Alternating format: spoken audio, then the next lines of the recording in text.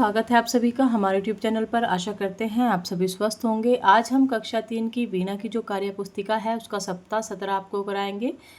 Video के अंत तक बने रहिएगा। पूरे सप्ताह का हल आपको इसी वीडियो के अंतर्गत मिल जाएगा। अगर वीडियो पसंद आए वीडियो को लाइक कीजिएगा, चैनल को सब्सक्राइब कीजिएगा, अपने दोस्तों के साथ ज़्यादा से ज़्यादा शेयर कीजिएगा। पढ़ें। अंग, पत्ते, स्कूल, मिट्टी, घोंसला, परिश्रम, इकट्ठा, अचंभित, मधुमक्खी, आनंदपूर्वक। पाठ्य पुस्तक के पाठ के आधार पर बताइए सिमरन क्या क्या बनना चाहती थी।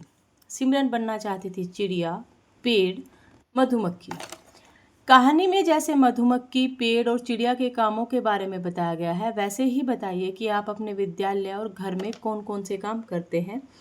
हम घर और विद्यालय में साफ सफाई करते हैं। हम घर और विद्यालय में पढ़ाई करते हैं।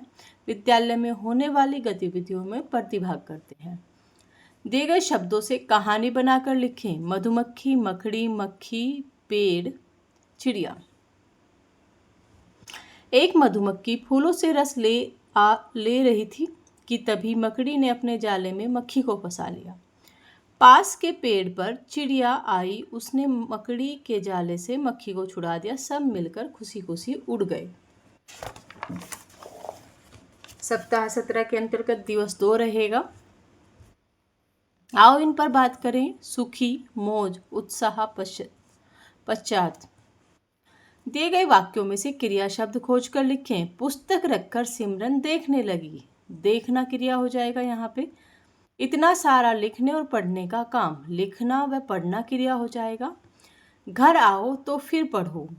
आओ, आना और पढ़ना। मैं दाना ढूंढते ढूंढते सारा दिन उड़ती हूँ। उड़ना और ढूंढना क्रिया हो जाएगा। पाठ्य पुस्तक के पाठ के आधार पर बताइए इन्होंने सिमरन से क्या कहा। मधुमक्खी ने, इधर से उधर उड़ना हमारा काम है। सारा दिन उड़ उड़ कर रस इकट्ठा करते करते हमारे पंख थक जाते हैं। पेड़ ने, मेरे शरीर का तो हर अंग दिन रात काम करता है।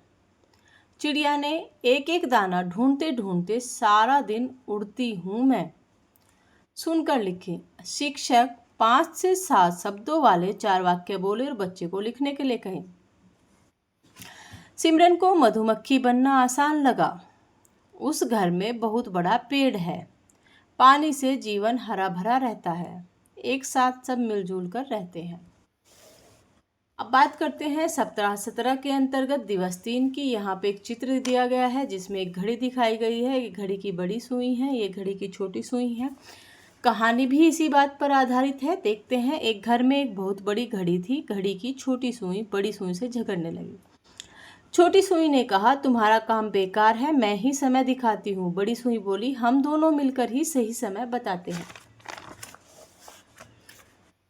तभी घड़ी का सैल मुस्कुराकर बोला, अगर मैं काम ना करूँ तो तुम दोनों ही नहीं चल पाओगे। फिर सबने समझा कि हर किसी का काम महत्वपूर्ण होता है। नीचे दिए गए प्रश्नों के उत्तर लिखें। छोटी सुई किससे झगड़ने लगी? बड़ी सुई से। बड़ी सुई ने छोटी सुई से क्या कहा? हम दोनों मिलकर ही सही समय बताते हैं।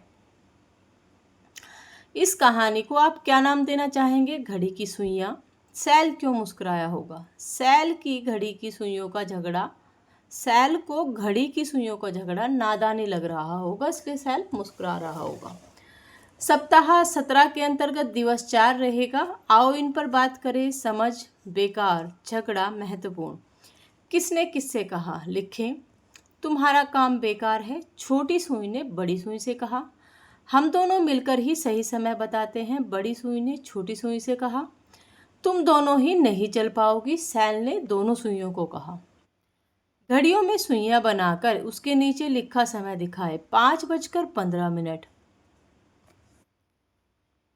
5 पे आ जाएगी आपकी छोटी सुई और 3 पे आ जाएगी आपकी बड़ी सुई। 5:15। 9:30। 9 पे आ जाएगी आपकी छोटी सुई और 6 पे आ जाएगी आपकी बड़ी सुई। 11:45। 11 पे आ जाएगी आपकी छोटी सुई और 45 यानी कि 9 पे आ जाएगी आपकी बड़ी सुई। सुनकर लिखे। शिक्षक 5 से 7 शब्दों वाले 4 वाक्य बोले और बच्चों को लिखने के लिए कहे। पहला वाक्य, भारत देश की राजधानी दिल्ली है। दूसरा वाक्य, गर्मी के दिन बहुत तेज धूप थी। तीसरा वाक्य हो जाएगा आपका, वाराणसी में बहुत सारे मंदिर हैं। चौथा वाक्य, राजू कागज का हवाई जहाज बनाता है। सप्ताह 17 के अंतर्गत दिवस 5 देखिए, इसे भी पढ़ें। गांधी जी एक बार किसी सभा में गए, वहां बहुत सारे लोग आए। गांधी जी ने माइक से अपनी बात कही।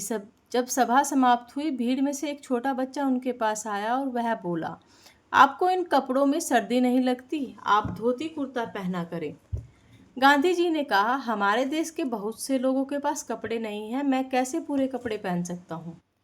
नीचे दिए गए प्रश्नों के उत्तर लिखें। गांधी जी ने कहाँ गए थे? किसी सभा में। बच्चे ने गांधी जी के पास आकर क्या पूछा? आपको इन कपड़ों में सर्दी नहीं लगती?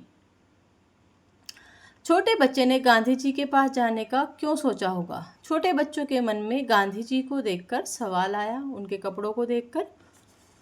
अब बात करते हैं सप्ताह 17 के अंतर्गत दिवस 6 पर। मैंने सीख लिया में यहाँ आपको 45 शब्दों का एक वाक्यांश दिया है।